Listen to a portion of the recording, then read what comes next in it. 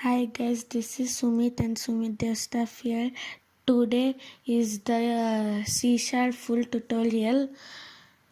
Here in the empty scene, I have main camera and the directional light. We will create a cube in that. I have some materials in my materials folder and I'll drag and drop my red material onto the cube. This will be our player, and we'll create another cube or plane and we will give green material to it. I'll adjust the cube to the ground.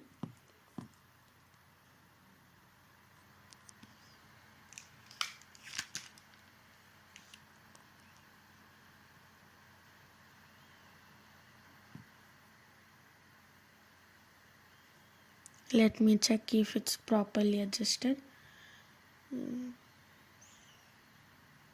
My camera is not adjusted, so I'm adjusting it to my scene.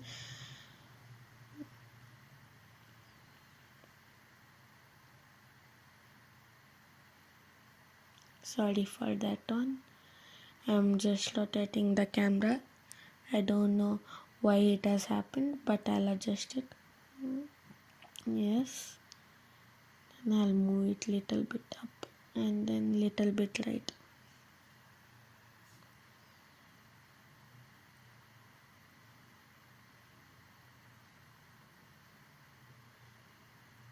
And now it's correctly adjusted, I think. Little bit right and then yes, I adjusted it. As well, looking into C#, we'll create a new C# script. Unity supports both C# and JavaScript mainly. Today we are going to learn about C#. Let us learn how to destroy the cube at first, and we will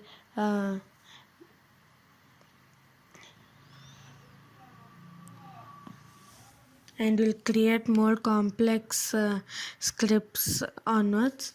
There are two default functions, void start and void update. Void start means it executes the program which is written in it only one time when the game is run, and we will type in that destroy game object.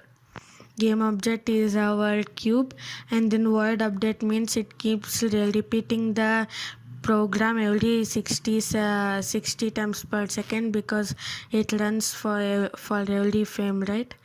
So we are going to attach the script to our cube. We can add component and then we'll attach the script, and let us play. It should get destroyed after we play. Our cube is now destroyed. To make it a little noticeable, we should type 3f. F means float, so the cube should be destroyed after 3 seconds after we play the game. Let's see if our script works.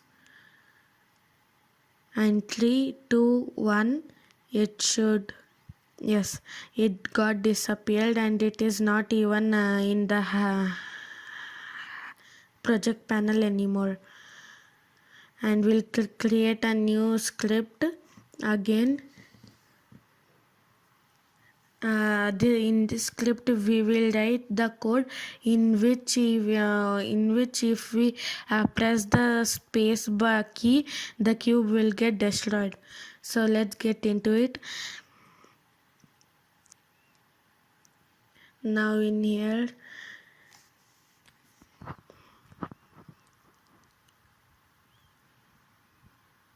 yes, in the after the void update function, we will make another function which is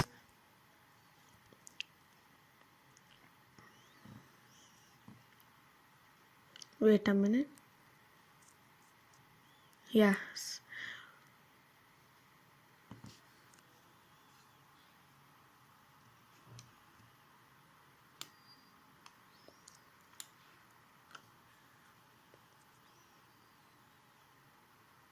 void on mouse down, it should be a private void, and the next line will put braces, and inside that we will type if input. Let me just copy this code and paste it in here, and then before that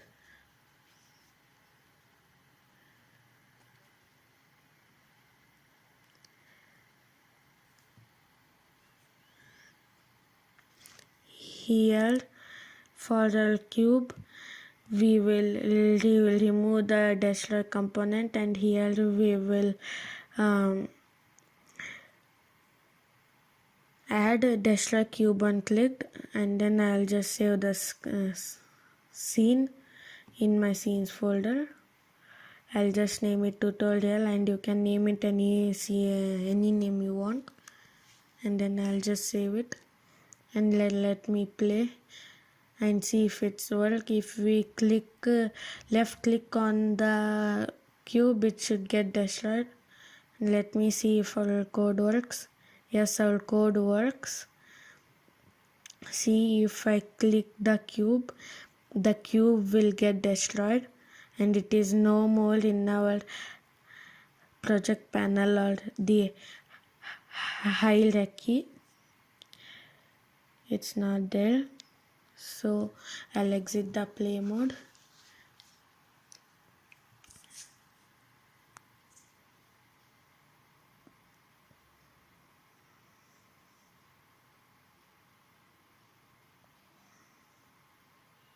And now I will create another script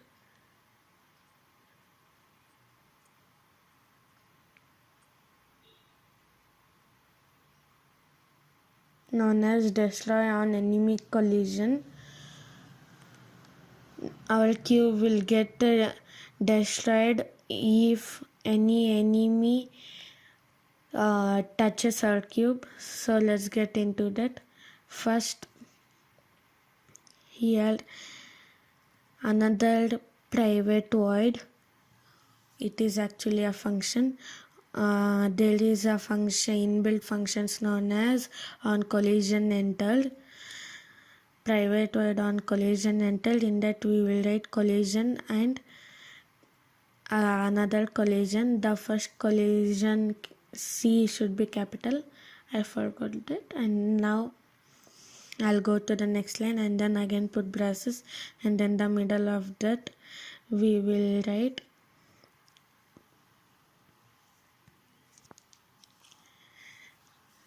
if collision dot game object dot tag is equal to enemy. It will look for the game object which has the tag enemy, and then it will destroy our game object if it is entering the collision box collider of our cube. And let us take that our ground is the enemy. First we should tag the ground, so I'll add a tag, and then there is a plus sign, and I will create a new tag known as enemy. The enemy should be same consists of same letters, not capital or small. And I'll again save the scene, and then I will disable the script, and this I'll drag it here, and let us keep it little away from it, and let us just yes, I think it will be yes, and see our cube should get destroyed after it touches the ground. Let us see if it works, and it just works perfectly, and our cube is no more in the scene and the game until we stop the game mode. And now let us learn how to take keyboard inputs. If you press any key, the cube should be destroyed. Let us see how to do that. Let's get into it. I'll create a new C# script. I will name it destroy cube. The destroy cube by keyboard, and then I will open it and I'll type if space and in parentheses input dot get key code. It means that it will sense if we are pressing any key on our keyboard. So input dot get key down and key code dot space. Space is the key code for the space bar. And here in the braces we will write destroy game object. It will destroy our game object, which is our cube, and then I will save the script. With this code we should be able to destroy the cube with our keyboard by pressing space. I'll just remove the component. You can either disable it or remove it. I'll just drag and drop our script here and let us see if it works. And if we press space, it actually destroys. So our code is working perfectly. And here without destroying our object, a cube, let us think about making our cube jump. So we should add a component rigid body so that it has some sort of physics. It uses gravity. Let us adjust the screen here and let me take my cube up. Here after entering the play mode, it should fall down because it uses gravity. So let's see. Yes, it is falling down because it has gravity. If the gravity is not enabled, it would stay there. So let me adjust it here.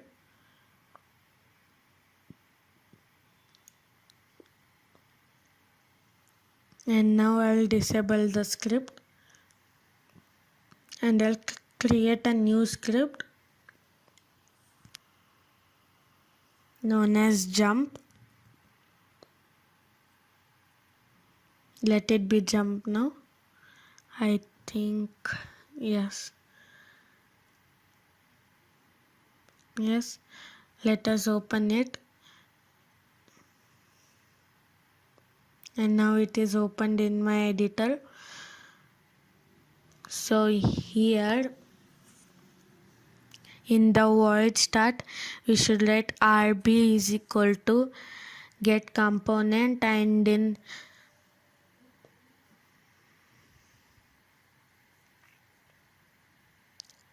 RB is equal to get component and rigid body, and then close it, and then parenthesis, and then a semicolon. Here we will type RB is equal to rigid body RB semicolon.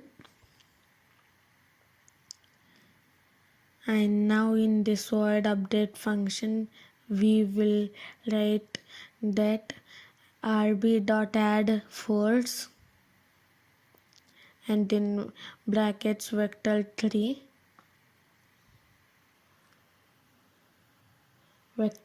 dot up, as we are jumping, so it should be up, and then multiplied by 500.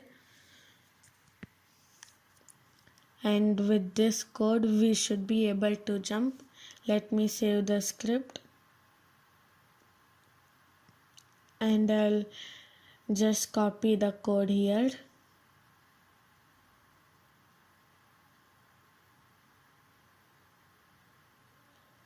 this one, and I will paste it here,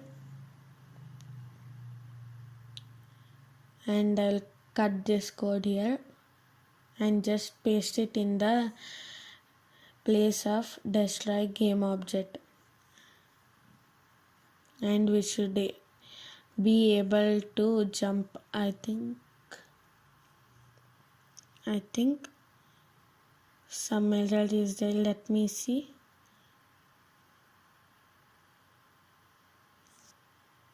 A namespace cannot click. Oh, the rigid body RB should be in the public class jump mono behavior. In that, I'll just cut the code and then paste it inside these main brushes. Sorry for that. And I will save the script, and then it should now stop showing the error. It's checking. Let's wait for a bit. And now hopefully our error has solved, and now we will be able to add our script to the cube, and let us see if it works.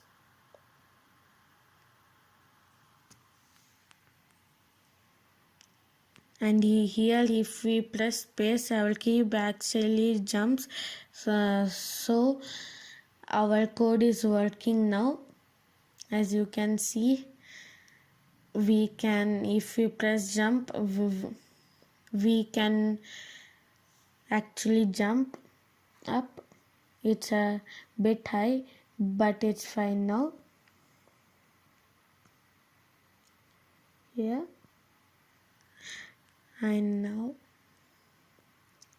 let us talk about moving forward. And now I'll just disable the script and create a new C# script known as move forward. And now let us open it. And now in here,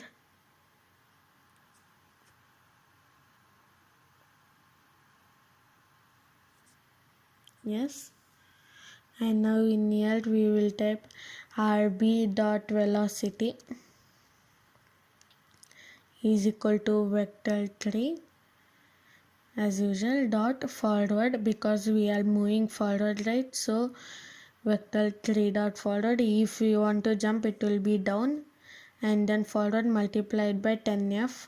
F means float, so 10 speed we will be moving, and then the rigid body RB. With this we should be able to move, and then we in the void start, as we mentioned, we should type RB is equal to get component rigid body and a semicolon.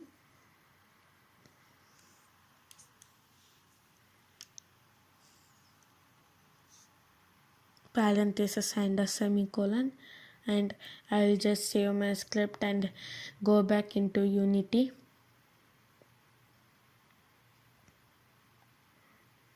And in the Unity, I will attach the script to our cube, and now I'll attach it. Move forward, yes, and then I'll just adjust our game screen, yes, and then if we press play, the cube will actually move, but it will also rotate like this. So I will exit the play mode.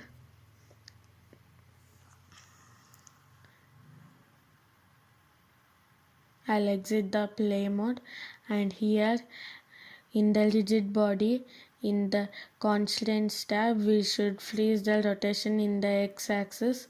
So now it should not rotate and all.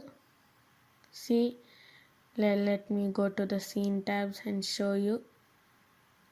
Wait a minute. Yes, as you can see, our cube is not rotating, it's just going without any arrow keys.